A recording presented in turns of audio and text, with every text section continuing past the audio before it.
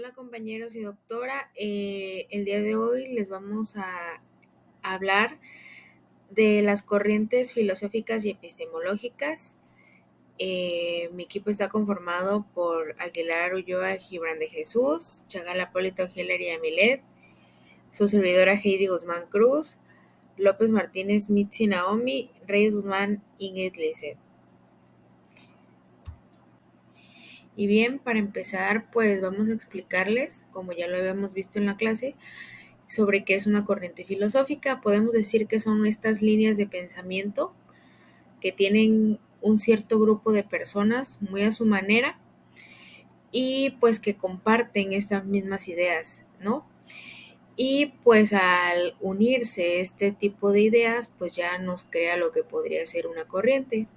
También lo podríamos definir como un grupo de ideas en conjunto de distintas personas, y también es la forma de las personas de interpretar la historia.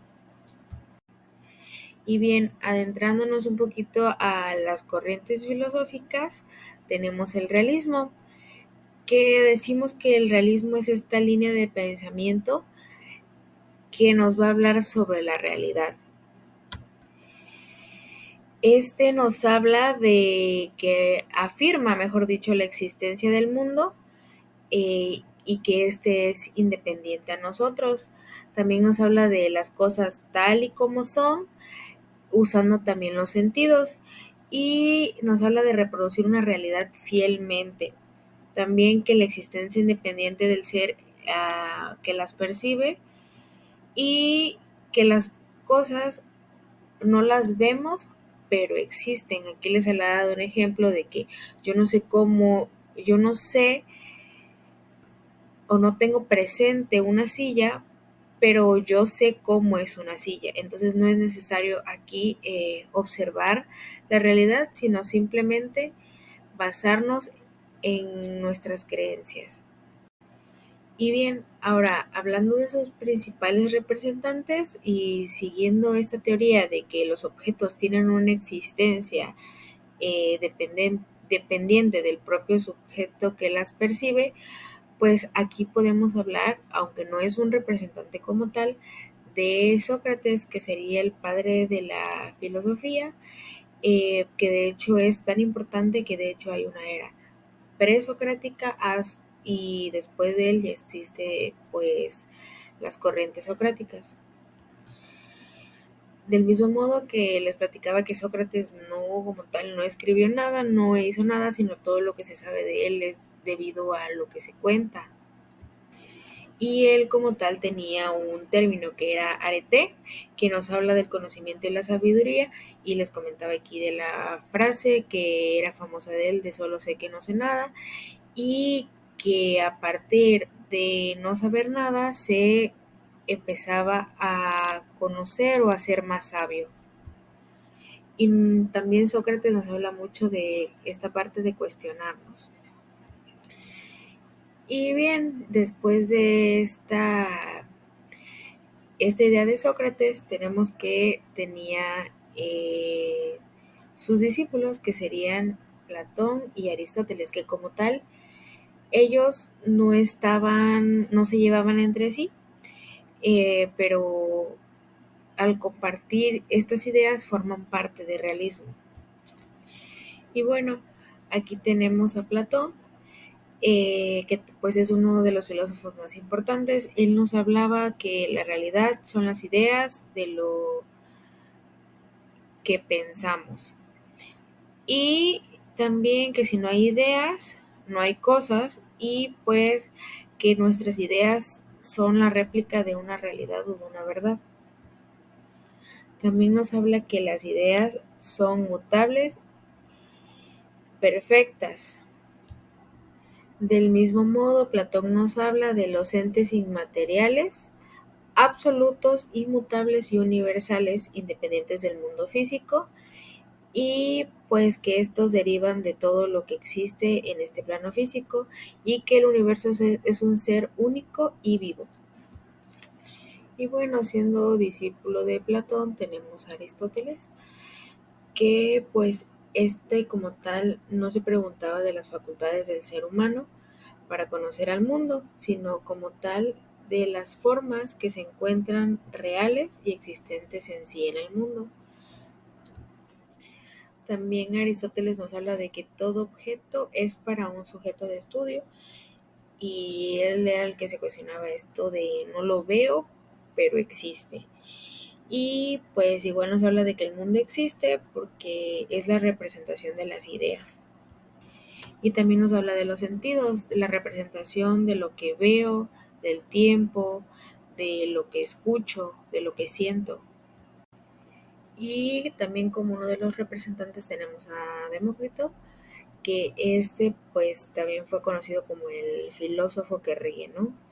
Él nos habla de la teoría del atomismo, que pues desarrolló esta teoría atómica, pues nos habla de que toda la materia se compone de átomos entrelazados, invisibles, eternos y indivisibles.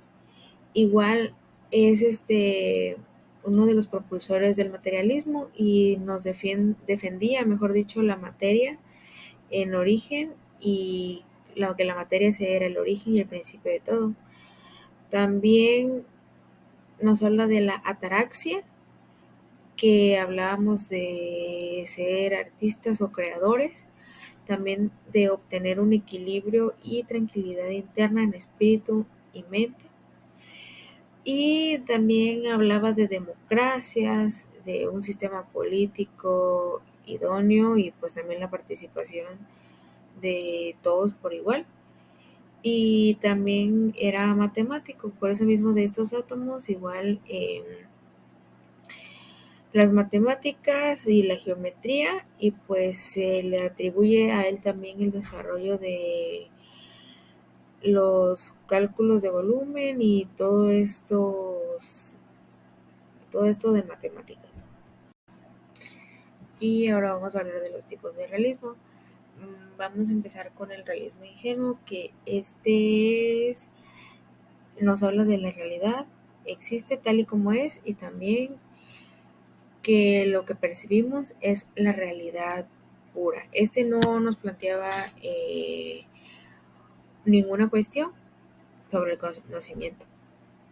Igual el realismo moderado nos habla de la existencia de los universales, y no como algo material, sino como un concepto mental. Aquí es donde les ponía el ejemplo de lo de la silla, del igual que si yo pienso en una silla, la puedo pensar como una estructura de cuatro patas con un respaldar, pero pues igual aquí también sabemos que hay diferentes tipos de sillas, ¿no? Entonces hablamos de eh, que cada cabeza es un mundo.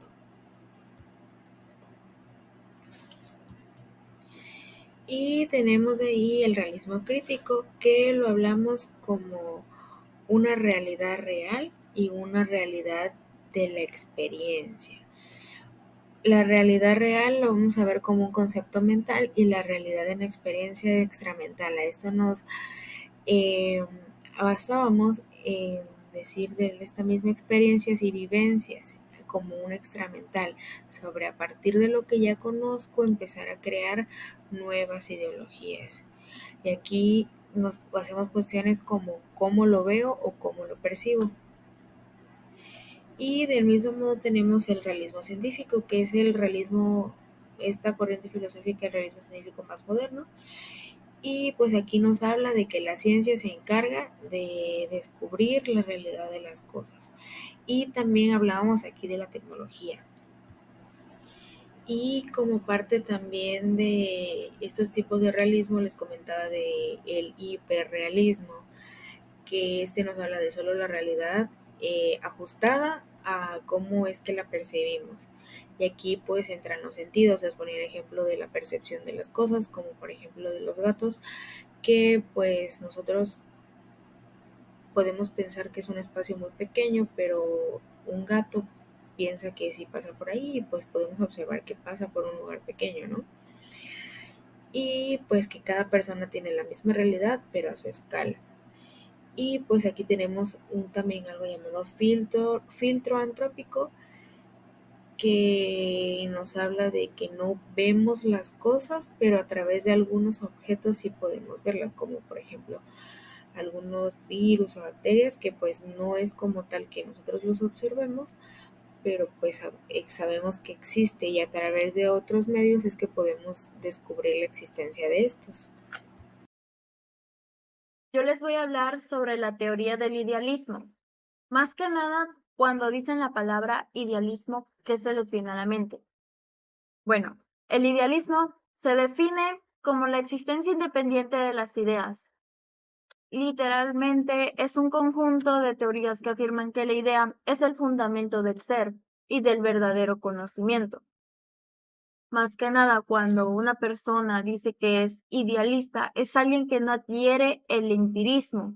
Se considera una persona no realista. Más que nada, el idealismo lo que nos va a estar dando es que nos ofrece percepciones distintas a la realidad verdadera. Un ejemplo de esto podría ser que nosotros construimos en la mente una versión equivocada sobre una persona. Estamos teniendo ideas equivocadas sobre alguien, estamos idealizando a una persona. Es a lo que esto se refiere de que el idealismo es la existencia independiente de las ideas. Bueno, el idealismo es una de las corrientes filosóficas más importantes en los últimos siglos. ¿Por qué? Porque cuenta con una gran variedad de pensadores y filósofos. Más que nada, uno de los primeros que nos ofrece esto sobre el idealismo es Platón, que fue un filósofo griego. Este filósofo también lo había comentado mi compañera de que está diciendo del realismo, pero también Platón explica aquí en el idealismo una cosa muy importante. Lo que él dice es que separa la realidad en dos versiones. El mundo sensible de los objetos físicos y el mundo inteligible de los mundo de las ideas. El mundo es físico, es una copia de las ideas. Y créanme que esto antes no lo había puesto mucha atención, pero es verdad. Esto me da un ejemplo como de los arquitectos. Los arquitectos, al querer construir un edificio, empiezan a idealizar unos diseños para poder plasmarlos en el mundo físico. Entonces, esto es a lo que se refiere Platón, que hace una duplicación de la realidad. Entonces, también tenemos varios representantes, y no solamente él. También tenemos a Immanuel Kant y a Gottfried Wilhelm. Por ejemplo, Immanuel Kant es un filósofo considerado uno de los grandes pensadores alemanes. El idealismo trascendental. Esa es la teoría de él, más que nada que es para la búsqueda de obtención de conocimientos, es necesario que existan dos elementos. El objetivo, que es la persona que busca ese conocimiento, y el sujeto, que es lo que pone las condiciones para que se produzca el conocimiento. Para Emmanuel, él establece que en todo acto de conocer la búsqueda y obtención del conocimiento es necesario que existan esos dos elementos. ¿Por qué? Si una persona quiere obtener el conocimiento, ¿qué es lo que va a poner? ¿Qué condiciones va a poner? Va a poner a lo mejor tiempo, va a poner metas, va a poner cosas que lo motiven para poder alcanzar ese conocimiento. Porque también se tiene entendido que el idealismo se obtiene a través del conocimiento. También tenemos a Gottfried. Él hace como algo a lo contrario a Emmanuel. Emmanuel se basa en el conocimiento, que tenemos que tener ya una experiencia. A base de eso se realizan las ideas. En cambio, Gottfried se trata sobre el universo. Él ya se va mucho a la religión, a lo espiritual. Dice que son las almas a las que dominó monadas, elementos constitutivos de todas las cosas de la vida. Él planteó una solución a los problemas de la interacción entre la mente, cuerpo y destacó la idea de sustancia espiritual, idealizada sobre la materia. Lo que él quería hacer era conciliar la religión con la ciencia, explicar las desdichas de los hombres con invocaciones a la voluntad divina. Voy a tomar, por ejemplo, una compañera en clase dio un ejemplo muy claro sobre esta teoría. Era de un pajarito cuando llegaba pensaba la compañera que era su abuelita. Entonces, ahí tenemos que se aplica este idealismo, que está compuesto de sustancias espirituales independientes. Empezamos a creer, pues, que la desdichas de las personas con invocaciones a la voluntad divina. Esto nos hace referencia que el idealismo no solamente se va hacia lo físico, hacia el conocimiento, sino que también aplica hacia lo espiritual. El idealismo abarca, como les decía al inicio, muchas ramas, abarca la mayoría de cosas y nosotros solamente somos seres pensantes. Nosotros estamos siempre teniendo ideas, siempre estamos innovando, siempre estamos reconstruyendo y construyendo nuevas formas y nuevas cosas que hacer para un futuro. El idealismo se basa mucho en esto y siento que es algo muy práctico para nosotros porque no solamente se basa en el conocimiento, también nosotros nos podemos idealizar a un futuro que queremos tener una mejor economía, una mejor vida estable. También tenemos que el idealismo tiene tipos. Yo les voy a hablar del objetivo y del subjetivo. El objetivo, más que nada, se asocia con Platón. Por ejemplo, que él argumentó que las ideas son la realidad. Aquí mismo en la diapositiva nos dice que el idealismo objetivo es una variante que nos plantea que las ideas existen por sí mismas y que solo podemos tener acceso a ellas mediante la experiencia. Mediante la experiencia es también como nos decía Kant con su teoría del idealismo trascendental. El subjetivo más que nada establece que las ideas existen en la mente de la persona y no en la realidad. Según sus representantes, pues en este caso tenemos a Descartes, que él también implementó esto y al contrario del idealismo objetivo, pues que las ideas existen por sí solas y deben ser alcanzadas mediante la experiencia, como les había comentado. En este caso, los representaron fueron Leibniz y Platón.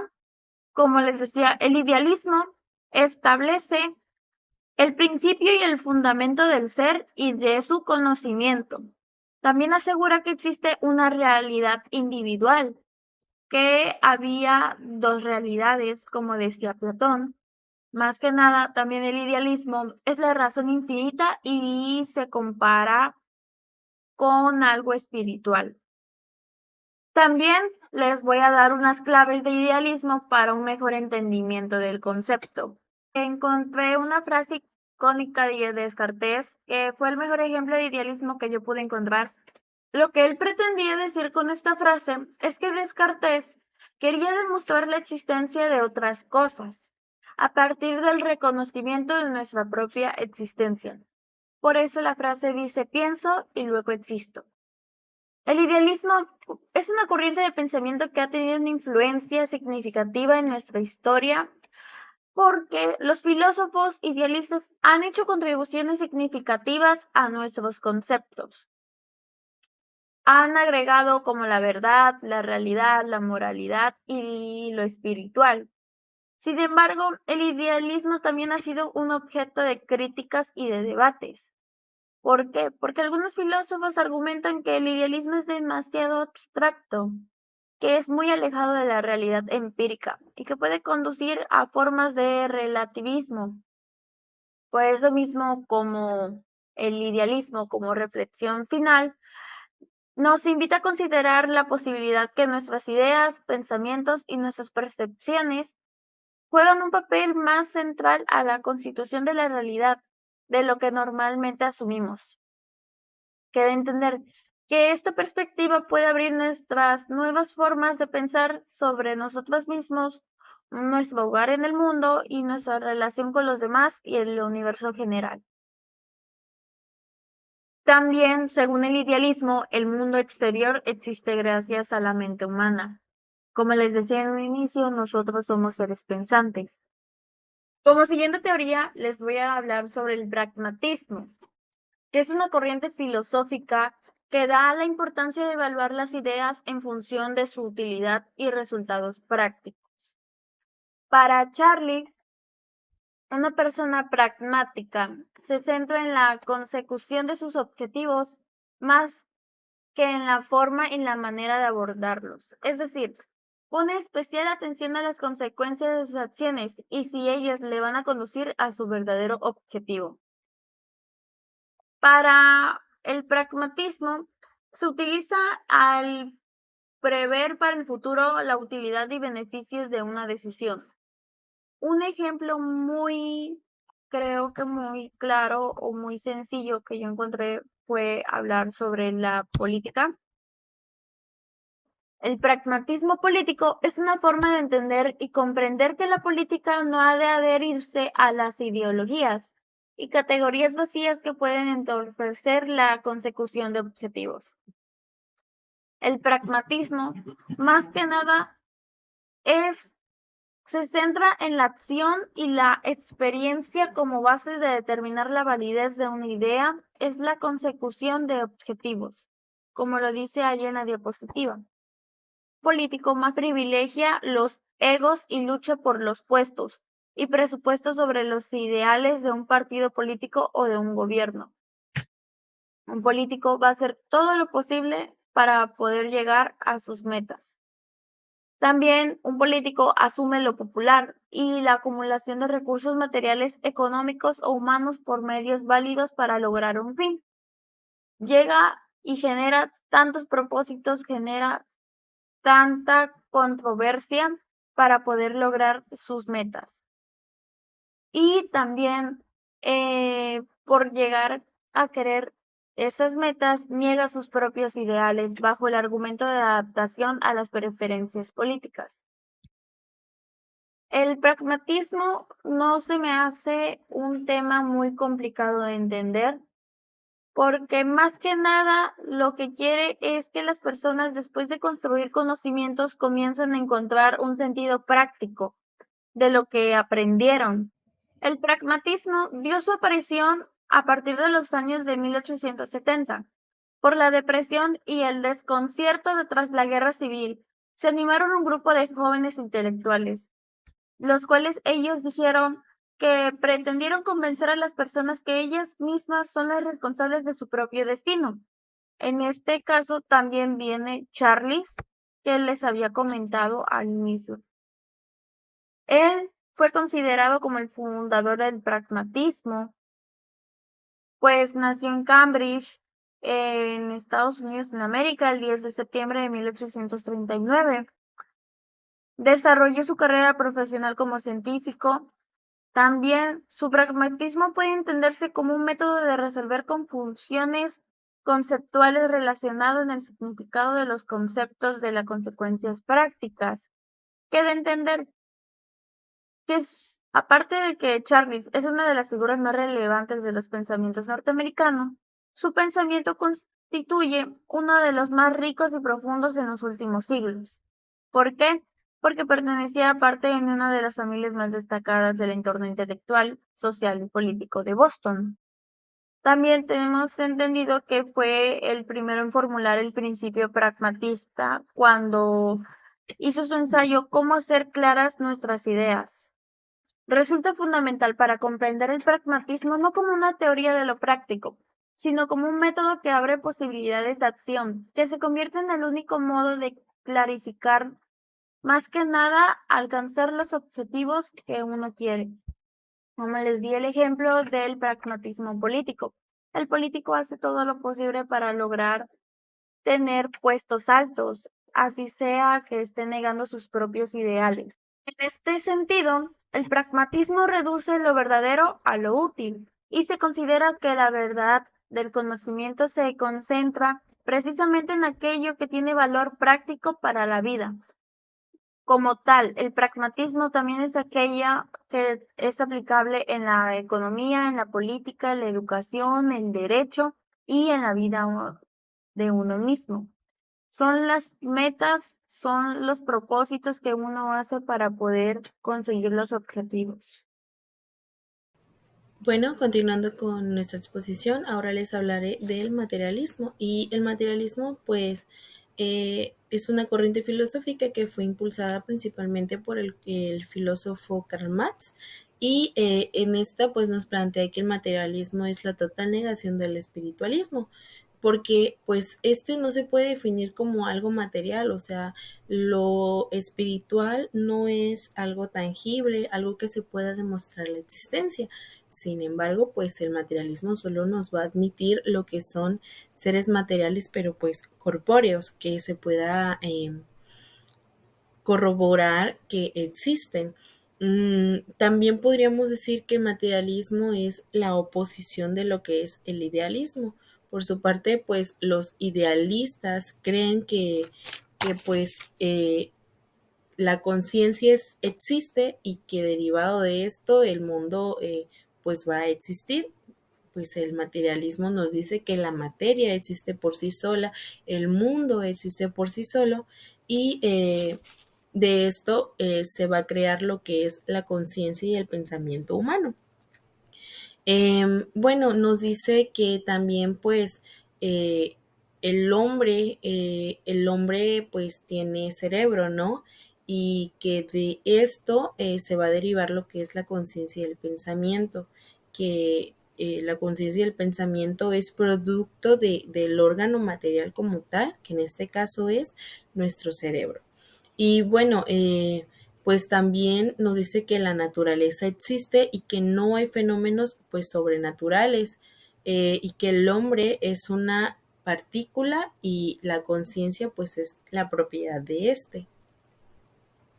De esto, pues se derivan dos tipos de materialismo, que es el materialismo histórico y el materialismo dialéctico. Y estos, pues, fueron creaciones de Marx y Engels. Y esto fue un producto de, pues, una larga evolución del pensamiento humano que ellos fueron construyendo en base a sus ideas, ¿no?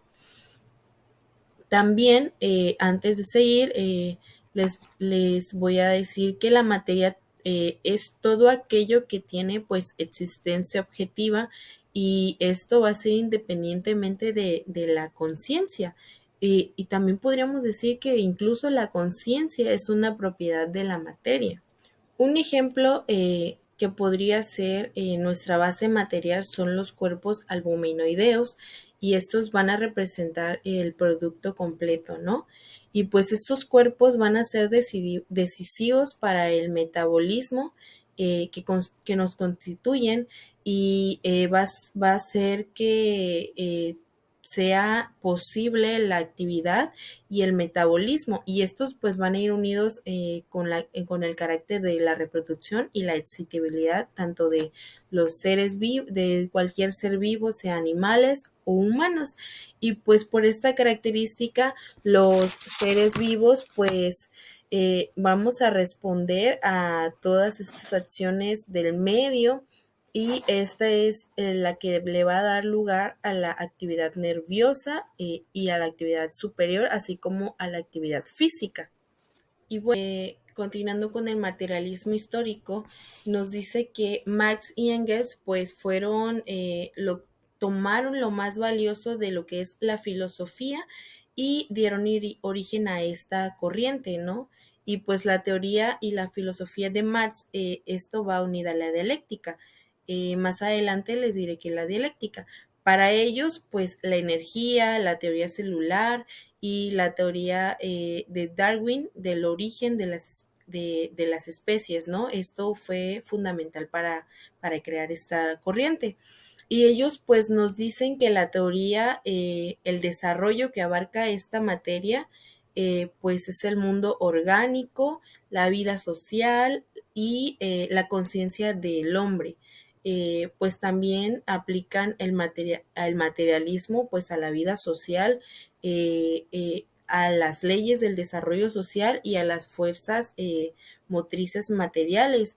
Nos habla también de jerarquías y bueno, esto lo va a convertir en una doctrina filosófica y en medio para la transformación de la sociedad y pues también lo utilizan como un arma para el socialismo y el comunismo.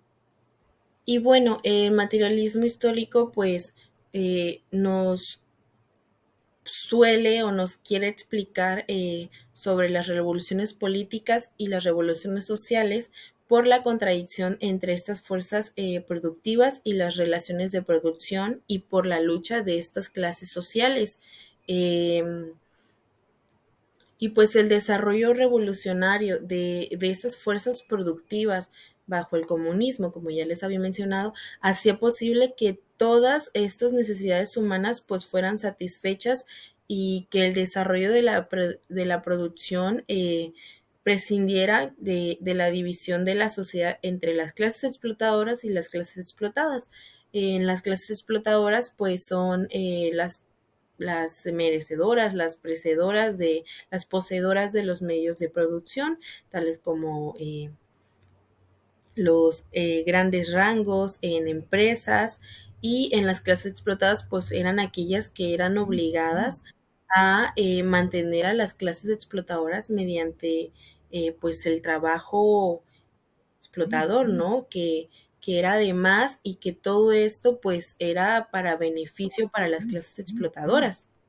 Y pues bueno, todas estas ideologías, los sistemas de ideas políticos, jurídicos, artísticos, morales, etcétera, mediante estos, pues los hombres toman esta conciencia de lo que son o creen ser. No son de por sí, pues autónomos, sino nos dice que somos el reflejo de la estructura socioeconómica eh, de que brotan estos, ¿no? Y de las estructuras y de la estructura básica. También nos dice que pues no es la conciencia de los hombres la que nos determina su ser, sino su ser social el que va a determinar la conciencia, y pues con esto se refiere a la conciencia social. Y también que la vida material es la que va a determinar esta fisionomía del cuerpo social, tanto su régimen, sus instituciones y sus concepciones. Y pues esta teoría básicamente nos sostiene que para entender sus cambios históricos es necesario remitirse a estos procesos económicos y pues al trabajo humano, en tanto este es un mediador entre el hombre y pues la naturaleza. También nos da a entender y a reflexionar sobre la importancia de estas condiciones sociales, de nuestra existencia, de nuestra relación y pues con la materia y las estructuras económicas y sociales, que estos van a influir en nuestra vida y en nuestras oportunidades. También cuestiona y busca estos cambios en las estructuras para lograr una sociedad más justa y equitativa. Él estaba en total oposición de que existieran las clases sociales, porque era lo que no permitía que la sociedad o el humano se desarrollara de una manera equitativa, ¿no? Porque siempre la clase social más alta era la que pues mantenía por debajo a la clase social baja, y la clase social baja, con tal de salir, crecer, trabajar, pues los grandes rangos se aprovechaban de estas situaciones y no dejaban que avanzaran más de lo que ellos o de la posición en la que ellos se encontraban. Y bueno, un ejemplo de este materialismo histórico eh, sería el movimiento de independencia de América Latina, ¿no?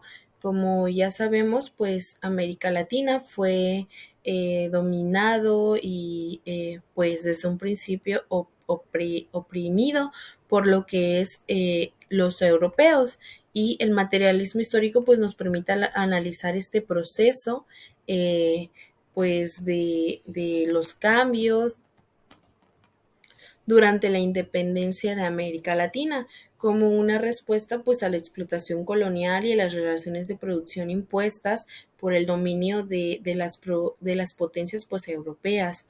Y esto era contra la lucha de las clases sociales entre estos europeos y la clase oprimida que pues éramos nosotros la América Latina, ¿no? Que son los indígenas y los esclavos, y pues esto desempeñó un papel importante pues en la búsqueda de la emancipación de los países pues latinoamericanos y del yugo colonial y de la formación de pues nuevas naciones. Ahora les explicaré lo que es el materialismo dialéctico.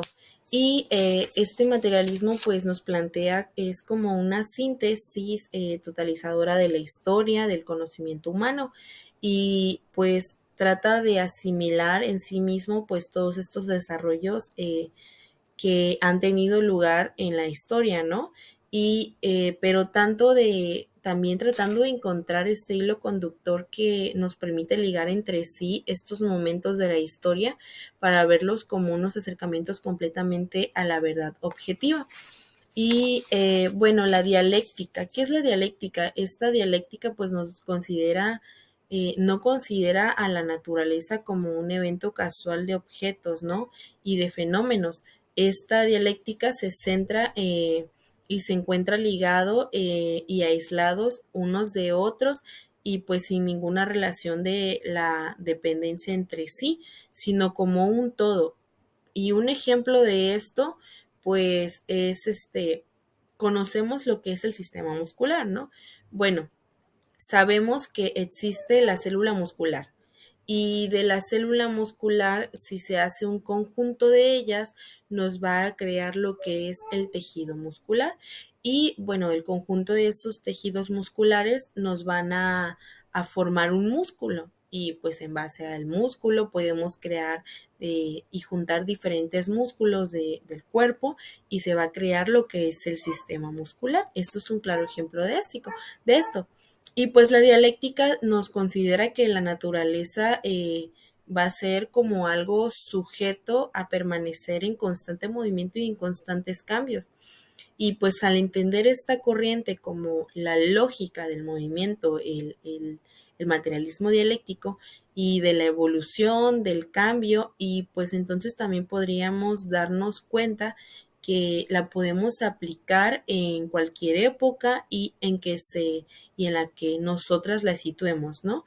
Como pues la historia humana, la historia de México, por ejemplo, se ha mantenido en distintos cambios. Esto lo podemos aplicar ahí.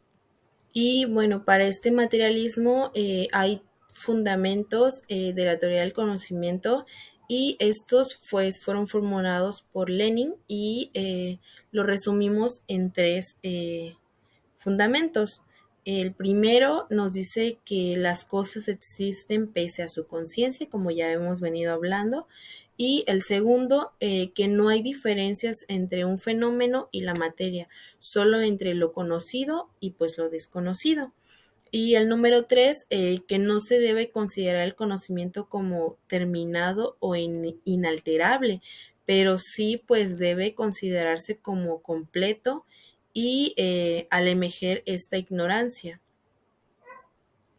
La ley de la dialéctica nos dice que eh, debe tener unidad y lucha entre los contrarios, debe tener transformación entre cambios cuantitativos en los cualitativos, y la negación de la negación.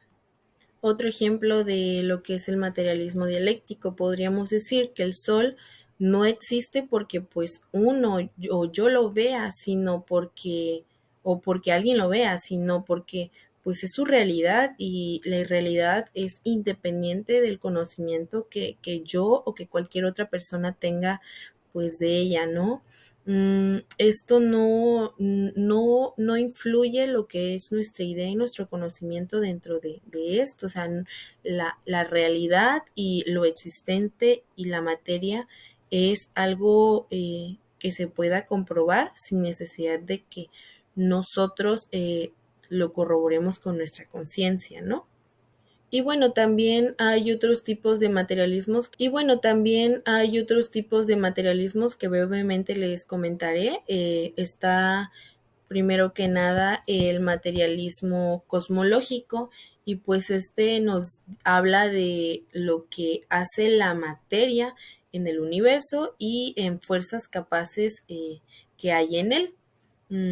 Es básicamente hacia el universo, y que aunque nosotros no lo veamos allá afuera en el universo, pues hay cosas que sí se pueden comprobar su existencia, como las estrellas, el sol, la luna, el mundo mismo, ¿no? También tenemos lo que es el materialismo antropológico, y bueno, esto físicos cristianenses pues sentirá en explicar la naturaleza a partir de sus componentes físicos y fisiológicos. Eh, y esto va a ser al definir pues tajantemente el alma del cuerpo, de la discusión del materialismo antropológico en la modernidad. Y el materialismo histórico, como ya les comenté, pues esta es la crítica de la economía política, y va a establecer las condiciones materiales de existencia, que son la base sobre la que se rige de la superestructura de las sociedades reales. Y también nos habla de eh, la historia y durante esto, ¿no? Y por otro lado también tenemos lo que es el materialismo energista, y bueno, esto nos explica sobre las entidades abstractas de la naturaleza, y ideal o también esencial, sin reducirlas a lo sujeto, aunque pues estas entidades abstractas no son corpóreas, poseen su materialidad por ser relaciones entre entidades del tipo material de la filosofía aristotélica de la materia, y pues esta era causa activa o insecticida, pero también era una potencia operativa, de modo que estas cosas en sí mismas tienen el principio de su existencia, de su inicio, y que existían por sí mismas cuando nada externo pues se los impedía, ¿no? Y bueno, y el materialismo filosófico, y nos dice que pues hace frente a la crítica ilustrada, y que sostiene que la religión no es un engaño de los sacerdotes ni del opio del pueblo, sino que ha sido designado con el comercio de los hombres primitivos, con los grandes animales del Pleistoceno, y las proteínas, experiencias originarias de la religión de estos nulos números de la religión, ¿no? Y que haya acompañado a la humanidad con su calidad a lo largo de su evolución, pues no se debe a ninguna cultura, y esto surge de la religión, y no se debe pues a ninguna cultura urgente religioso, ni a ninguna experiencia fenomenológica de lo sagrado, sino pues nos dice que se debe a lo prolongado, a lo contado del hombre con animales depredadores que puede cazar, pero para los que también puede convertirse en una presa. Esto es también lo van a lo largo de la historia, esta corriente. Ahora, cambiando de tema, vamos a hablar de lo que es la fenomenología, y esta fue una corriente filosófica impulsada por Edmond Gustave, y él nació el 8 de abril de 1859, y falleció el 27 de abril de 1938. Este, Él estudió matemáticas, astronomía, física y filosofía en diferentes universidades. Bueno, él nos habla de esta principal corriente filosófica, que es la fenomenología, y pues la fenomenología nos dice que es universidades. Bueno, él nos habla de esta principal corriente filosófica, que es la fenomenología, y pues la fenomenología nos dice que es una filosofía así como un enfoque y un diseño de investigación que puede adquirir diversas variantes dentro de nosotros. Eh, Nos dice que la fenomenología es como en la teoría fundamentada que obtenemos pues las perspectivas de los participantes, ¿no? Eh, Esta trata de explicar los fenómenos que nosotros percibimos de una manera más profunda y sin embargo, pues en un lugar de generar un modelo a partir de ellas, pues se explora y describe, así como comprende lo que estos individuos tienen en común de acuerdo con sus experiencias con un determinado fenómeno. Aquí nos dice que la categoría que comparten en relación entre esta. ¿Por qué digo esto? Porque habemos personas que compartimos pues ciertos sentimientos, emociones, también compartimos razonamientos, visiones y percepciones, ¿no? Todo esto hay, no solamente una persona puede ser capaz de sentir o de percibir estos fenómenos que a veces son inexplicables y justamente lo que trata Edmund con esta corriente es buscar el trastorno de todo esto, del por qué las personas pasan ciertas sensaciones y también pues para poder describirlas. Bueno, y el fenómeno, ¿qué es el fenómeno? Pues lo podemos identificar desde el planteamiento y puede ser tan variado como una amplia experiencia humana, desde el por qué sentimos o por qué tenemos sentimiento de tristeza, por qué nos enojamos, todo esto. Un ejemplo, otros ejemplos como pues una sensación individual, como yo les decía, o sea, ¿por qué nos enojamos? ¿Por qué llegamos a sentir este sentimiento de tristeza, ¿no? Así como el cáncer de mama, el insomnio, que también es una sensibilidad interna de la persona, un divorcio entre padres, etcétera. Y pues también abarca cuestiones excepcionales, pero también rutinarias y cotidianas que el humano puede percibir y puede sentir a lo largo de su vida. Y bueno, en torno de todo esto, del por qué las personas pasan ciertas sensaciones y también pues para poder describirlas. Bueno, y el fenómeno, ¿qué es el fenómeno? Pues lo podemos identificar desde el planteamiento y puede ser tan variado como una amplia experiencia humana, desde el por qué sentimos o por qué tenemos sentimiento de tristeza, por qué nos enojamos, todo esto. Un ejemplo, otros ejemplos como pues una sensación individual, como yo les decía, o sea, ¿por qué nos enojamos? ¿Por qué llegamos a sentir este sentimiento de tristeza, ¿no? Así como el cáncer de mama, el insomnio, que también es una sensibilidad interna de la persona, un divorcio entre padres, etcétera. Y pues también abarca cuestiones excepcionales, pero también rutinarias y cotidianas que el humano puede percibir y puede sentir a lo largo de su vida. Y bueno, tenemos otros filósofos que es Creswell, Mertens y Álvarez Gallou, y también nos explican lo que es el diseño fenomenológico y nos fundamenta dos premisas. Eh, la primera es que se pretende descubrir y entender los fenómenos desde el punto de vista de cada participante y desde la perspectiva construida colectivamente. Que es decir, por qué todas las personas son capaces de sentir tal emoción o tal fenómeno? Y no sé si han visto alguna imagen que nos describe, ¿no? Como tal, ¿qué es lo primero que ves? Y nos dice, no, pues veo yo un pato, y otra persona ve, no, pues yo veo un conejo. ¿Por qué pasan esas situaciones de por qué vemos primero una imagen que otra o por qué nuestra mente percibe de tal manera las cosas?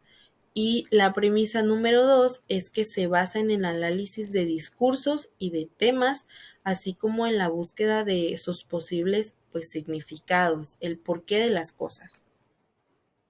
Y bueno, nos dice que ellos pues confían tanto en la intuición, en la imaginación y en las estructuras universales, y esto para lograr la experiencia de las personas. Y pues nos dice que este investigador va a contextualizar las experiencias en términos de su temporalidad, que es el momento exacto en el que sucedieron, en el espacio, que es el lugar en el cual ocurrieron, la corporalidad, que es las personas que las vivieron, ¿no? Y el contexto racional, que son los lazos que se generan durante estas experiencias. Y bueno, también entra lo que es la fenomenología con la hermenéutica, y esta básicamente pues se va a centrar en la interpretación de la experiencia humana y pues de los textos de la vida. Y por otro lado tenemos lo que es la fenomenología empírica, y esta se va a enfocar pues menos en la interpretación de la investigación y más en describir las experiencias de las personas, de los participantes. Un ejemplo de estos, pues, es las ciencias de la salud, describir pues, la esencia de las experiencias de los pacientes. Bueno, por ejemplo, podríamos decir, dos pacientes estuvieron en la sala o en el piso de ginecología, ¿no? Cada una de ellas tuvo una experiencia diferente y tiene una visión diferente de cómo las trataron las enfermeras, a pesar de que una enfermera eh, es la misma y las hayan tratado por igual. Pero estos dos pacientes tienen enfoques diferentes, ¿no? Ven las cosas de diferente manera, tal vez, o pueden decir, no, es que la enfermera tal vez fue grosera conmigo o no me dio la atención adecuada. Y por otro lado, pueden decir, no, es que la enfermera fue muy buena conmigo, estaba ahí al pendiente de mí, pero al final, pues la enfermera puede que fue neutral con ellas, ¿no? Esto en base en ciencias de la salud, ¿no? Cada experiencia de cada paciente va a ser diferente, incluso o a pesar de que las hayan atendido, pues la misma enfermera. Buen día, compañeros y doctora. Mi nombre es Hilary Yamilet Chagal Apólito y voy a hablar sobre dos principales corrientes epistemológicas de la experiencia educativa.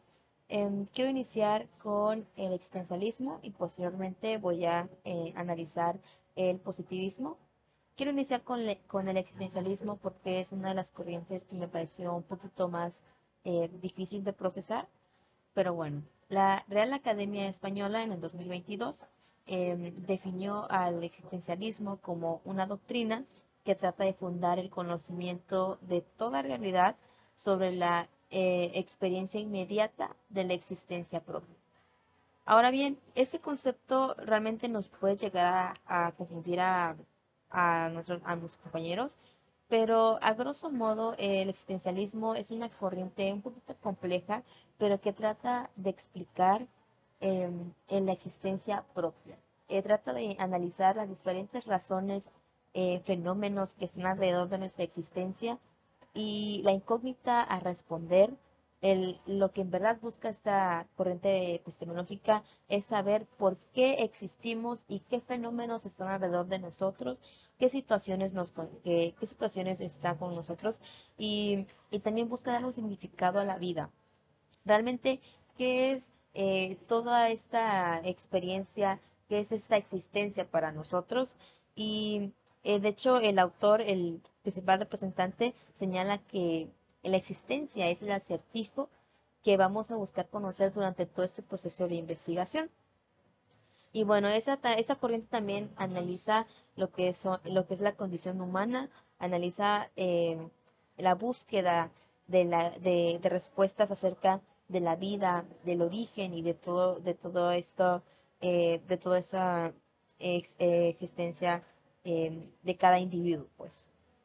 Ahora bien, la literatura señala dos principales tipos de existencialismo. El primero de ellos es el teísta, el existencialismo teísta. Este va en contra del pensamiento lógico, rechaza cualquier explicación que tenga que ver con ello y también establece que la razón por la cual nos encontramos con vida, la razón por la que existimos, es porque un ser divino nos trajo a este mundo para pasar diferentes etapas, para observar su creación o incluso también nos dice que este ser divino nos trae con el fin de pasar diferentes obstáculos, con el fin de probarnos a nosotros mismos y hacer un crecimiento espiritual. Pero por otro lado está el existencialismo ateísta. Este tipo de existencialismo lo que busca es proporcionar una explicación lógica. A diferencia de teísta, este se basa en hechos científicos y considera que si bien el humano no fue creado por un dios, sí eh, lanzado fue lanzado al mundo, fue arrojado al mundo para enfrentarse ante las diferentes circunstancias, situaciones y fenómenos que este mundo nos pueda dar frente a cada individuo. Si bien estos son totalmente distintos, el teísta busca todo explicar en base a los dioses, a la divinidad, a, a todo aquello teológico, y el ateísta está contra eso, porque obviamente estas explicaciones relacionadas a seres divinos no tienen bases científicas, entonces tampoco tienen lógica. Un ejemplo de algún ejemplo teísta es que si buscamos, no sé, explicar por qué llueve, ¿no? ¿Por qué llueve o porque se ocurre, no sé, algún tipo de fenómeno natural? Decimos que de pronto fue porque tal divinidad esté enfadada o tal divinidad estaba en mal humor, ¿no? Pero no, el ateísta asegura que estos fenómenos son por diferentes cambios climáticos, etcétera, etcétera, pero no acepta como tal em, estas explicaciones teológicas como única verdad.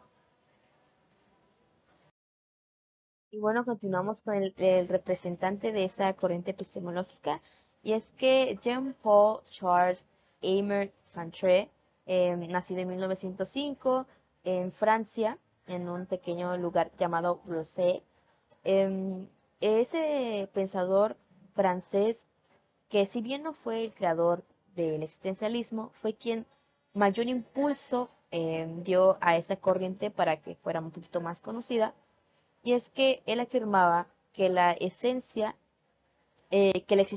precede a la esencia, la realidad es anterior al pensamiento y la voluntad a la inteligencia. Cabe destacar que este pensador rechazó el premio Nobel debido a que, bueno, aludió a que el humano es libre y en su mundo se lee lo que es fruto de la libertad.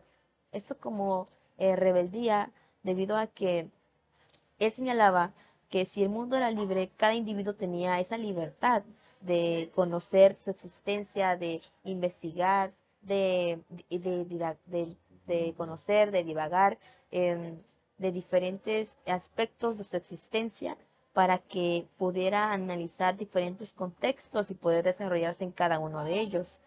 Es así que el existencialismo se logra consolidar ya a finales de 1890, gracias al impulso de este principal filósofo. Y es que en el siglo XIX solamente se consideraba el pensamiento racional como eso o era aquello concreto que solamente se podía entender. Y bueno, finalmente este autor puntualiza que un pensador debe ser objetivo, siempre debe ser objetivo y debe considerar todos aquellos factores que lo rodean. Continuando con el positivismo, la Real Academia Española la define como ese sistema filosófico que admite únicamente el método experimental y rechaza toda noción a priori y todo concepto universal y absoluto. Ya habíamos comentado con la doctora que ya noción a priori es hacer un juicio sin conocer realmente las características, sin tener evidencia de que efectivamente el juicio que ejercimos es totalmente verdadero. Y bueno, el positivismo hace clara evidencia de este tipo de juicios porque solamente acepta la experimentación como único medio para analizar o comprender un fenómeno y rechaza cualquier interpretación relacionada a deidades, a diferentes, a la metafísica, aquellos que dan estos conceptos universales y absolutos. Aunque para saber a profundidad es totalmente necesario conocer el principal exponente de esta corriente. Así llegamos con Auguste Comte. Él fue un pensador francés que nació en una pequeña zona rural conocida como Montpellier, en Francia. Él junto a otro pensador alemán conocido como Emile Durkheim lanzaron en 1849 su obra Discurso sobre el espíritu positivo. Este sostenía, bueno, ambos autores sostenían que los fenómenos sociales también requieren ser científicos y que cada fenómeno social también puede ser comprobable y puede ser verificado y que cada uno es susceptible a la aplicación del mismo método que utilizan con éxito en las ciencias exactas o en las ciencias naturales. Esos filósofos sostenían que cada fenómeno o cosa que estudiaban las ciencias eran medibles y que las ciencias sociales no eran la excepción. Es así que también el positivismo ha tenido gran influencia de otros investigadores, tales como Galileo Galilei con su creación del telescopio en 1609, Isaac Newton con las leyes del movimiento en el año 1687, Nicolás Copérnico en 1549, cuando lanzó su teoría heliocéntrica, destruyendo totalmente la teoría que afirmaba que era apoyada por la Iglesia. Mm, Posteriormente, Thomas Robert Wilson con la ley de Motion, una ley o teoría relacionada a la economía. Y el más destacado es Charles Darwin, con su teoría de la evolución en 1859 en su obra El origen de las especies. ¿Y por qué es importante señalar a estos autores? Porque así como nosotros como investigadores o ellos como investigadores analizaron átomos, planetas, telescopios, analizaron la economía, diferentes aspectos de los vertebrados, también podemos llevar a cabo eso en los fenómenos sociales. Y ese es el planteamiento que Duncan y Comte establecen en su obra de 1849, que así como medimos estos factores, estos fenómenos de las ciencias naturales y ciencias exactas, también podemos llevarlo a cabo en las ciencias sociales. Tal vez em, llevando a cabo eso en el mundo social, quiero decir que el mundo social también puede estudiarse de la misma forma o de una manera similar al mundo natural. Finalmente, quise añadir algunos ejemplos para aclarar algunas dudas que a lo mejor algunos compañeros tengan acerca del positivismo. Y es que, por ejemplo, en los patrones de conducta de trabajadores, aquí no podemos cuantificar realmente la conducta, sino que podemos em, identificar aquellos patrones que se logran repetir en cierta población y realmente de esto podemos sacar una muestra, podemos añadir variables. La siguiente son las razones de las enfermedades mentales.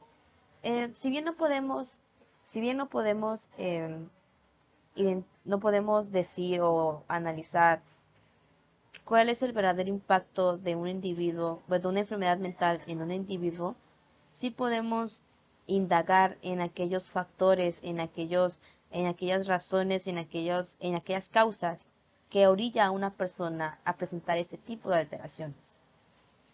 Por último, los efectos de un método educativo sobre el aprendizaje.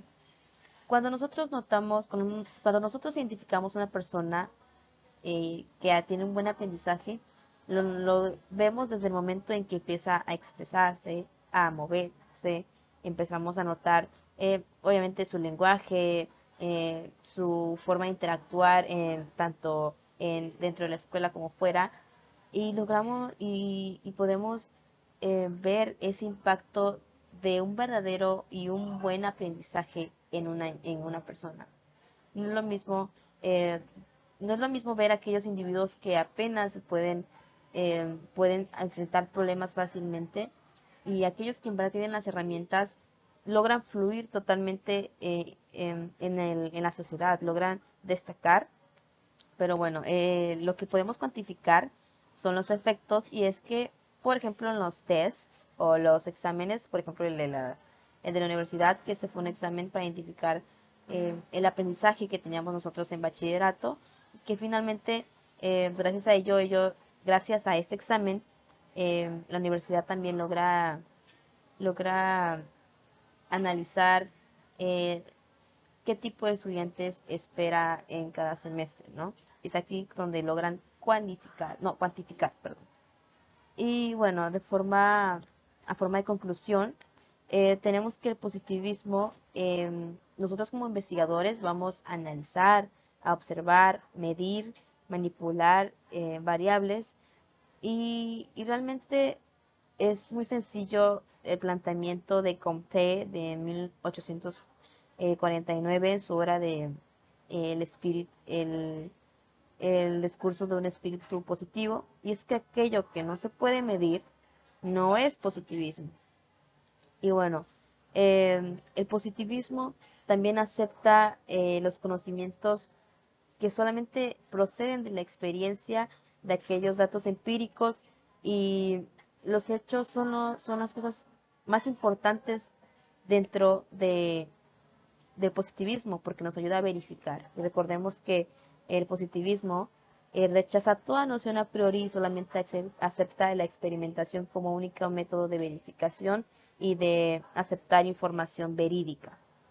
Y bueno, quiero terminar mi presentación señalando que espero que cada uno de nosotros logre en el futuro ser un buen investigador, y mi información les haya ayudado un poquito, pero lo quiero destacar es que en el futuro vamos a encontrarnos con diferentes fenómenos, y que debemos pensar en qué tipo de corriente nos va a influir o nos va a ayudar a llegar a, a nuestra respuesta, a nuestra información, nos va a ayudar a alentar en nuestra búsqueda. Muchas gracias. Hola, buenas tardes, compañeros. Es mi turno hablar. Ahora toca, soy Gibran Ulloa, es mi turno hablar. Me toca hablar sobre el estructuralismo. Ah, Primero he de decir que el concepto básico de estructuralismo se conoce como una metodología aplicada en las ciencias sociales que consiste en estudiar los fenómenos que le suceden a los individuos de una determinada comunidad, y ello en función de las estructuras a las que están sometidas. Vamos un poco más despacio. Am, es una metodología, una corriente filosófica, por así decirlo, que consiste en estudiar los fenómenos que le suceden a los individuos, aquellas cosas, aquellos sucesos que le acontecen a las personas de una determinada comunidad, ¿ok? Ya se lo tenemos, y ello en función de las estructuras a las que están sometidas, a las estructuras, se podría decir que a las reglas imaginarias que existen. Pero ya vamos a abundar un poco más en ese tema. Bueno, para hacerlo un poco más sencillo, voy a usar un concepto que fácilmente podrían relacionar, y, y es el del básquetbol. Imaginen que van a jugar básquetbol con uno de sus compañeros. no sé, deciden quedan de salir con un amigo al básquetbol, salen, llevan la pelota, hay un aro, hay una canasta en el aro, hay una canasta, está el aro, está el cuadro, y ustedes juegan básquetbol normalmente. Ok, ah, ya ahora vamos a relacionar este ejemplo con el concepto que di. Bueno, vamos a hacer una analogía. Bueno, estudia los fenómenos que le suceden a los individuos. En este caso, tú y tu amigo serían los individuos. En este caso, tú y tu amigo serían los individuos que decidieron ir a jugar básquetbol. ¿Ok? Am, de una determinada comunidad. En este caso, son un equipo y su comunidad es el equipo. En este caso. ¿Ok? Y ello en función a las estructuras a las que están sometidas. Bueno, pongamos no sé, de ejemplo, o que ustedes plantean sus propias reglas, o que usan las reglas ya establecidas del básquetbol, ¿sí? No sé, no adelantarse de la línea, no, cuando tocas el balón ya no puedes seguir avanzando. Esas son las estructuras a las que están sometidos tú y tu compañero. Tú y tu compañero ya están sometidos a una estructura, a una regla de juego, a, a una serie de conceptos que, que, por así decirlo, van a condicionar sus decisiones. Y lo que ustedes hagan o lo que ustedes, o la decisión que tomen en base a esas estructuras es lo que estudia el famoso estructuralismo. Bueno, aunado a eso también he de decir que es importante recordar que el estructuralismo es una de las corrientes filosóficas más importantes del siglo XX. Em, y también pueden encontrar otras similitudes con otras corrientes filosóficas que abordamos a lo largo de esta presentación. Especialmente si lo sienten con el positivismo, ya que se podría decir que son dos corrientes hermanas, por así decirlo. Am, bueno, para esta estructura llamada, bueno, para esa corriente llamada estructuralismo, existen varias formas de organización. Am, Estas, como ya mencioné, condicionan el comportamiento del ser humano que opera bajo estas estructuras. Am, no sé, miras tú una forma para que lo relaciones más a la hora de que tú hablas o te comunicas con tu compañero, con el de al lado, puedes voltear a ver si tienes a alguien al lado, a la hora que te comunicas en un idioma, en un slang, en con un determinado vocabulario. Aquí estás, siendo, no me gusta usar la palabra víctima, pero estás siendo parte de la estructura y eso es lo que estudia el estructuralismo. También, no sé, cuando pagas el camión con monedas, ¿qué peso se usa? El peso mexicano. Bueno, ahí estás, se puede decir que sujeto a un sistema económico. O sea, no vas a ir a pagarle con piedras, estás sujeto a un sistema económico. Eso también es un ejemplo de lo que estudia el estructuralismo. Am, no sé, yo supongo que en este punto, no sé, yo supongo que en este punto ya te quedó un poco claro qué es el estructuralismo. Bueno, como concepto, pero también tenemos que tener en cuenta mucho el, en la ya que, o cómo afecta al ser humano, ya que el comportamiento humano se entiende gracias a que dentro de ese sistema donde nos desarrollamos, ah, se establecieron reglas implícitas y explícitas de comportamiento. Esto quiere decir que tal vez no sé, o sea, yo creo que no. ah, que ya estás comprendiendo un poco más. Así que te lo diré de una vez y es que tu comportamiento, tu comportamiento no es más que, que una reacción. Muchas veces no es más que una reacción. ¿A qué me refiero a qué me refiero con esto? A que lo que ves, lo que escuchas, eh, lo que conoces, está sujeto a una estructura y esa estructura te va guiando. El entorno aporta demasiado a nuestra personalidad. Entonces, para hacer un estudio exhausto sobre nuestra personalidad, sobre el papel que desempeñamos en el mundo, tenemos que ver a qué estructura estamos sometidos. Am, bueno, no sé si ya quedó claro. Yo creo que ya quedó claro. Ah, bueno, si no hay dudas por el momento,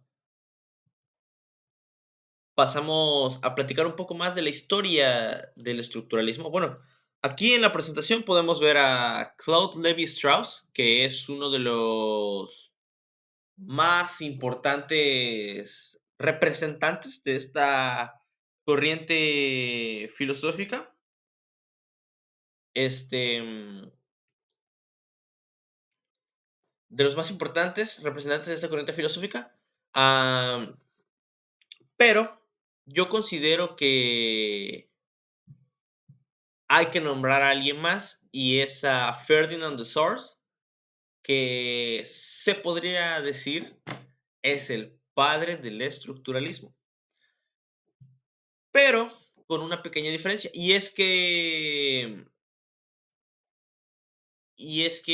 ¿cómo se llama? Ferdinand, am, él se basaba más o su campo se movía más dentro de la lingüística. Él, como lo mencionamos sobre que el lenguaje es un ejemplo, pues, ajá, de que el lenguaje es un ejemplo de, del estructuralismo, pues así lo veía también Ferdinand. Él estudiaba cómo el lenguaje, cómo las estructuras del lenguaje, cómo todas esas distintas formas de comunicación condicionaban el comportamiento del ser humano o la forma en la que se relacionaban. Después, eh, el Levi Strauss, Claude Levi Strauss, llegó y lo sacó de la lingüística, o bueno, yo creo que una forma mejor de decirlo sería lo alejó un poco de la lingüística y lo movió un poco más al campo de la antropología. Am, bueno, dicho esto, am, vamos a hablar un poco brevemente sobre Levi Strauss.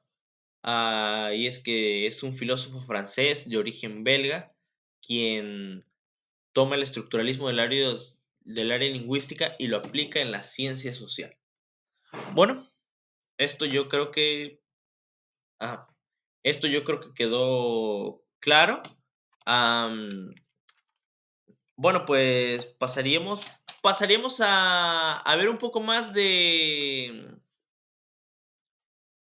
de de todo esto, ¿no? De cómo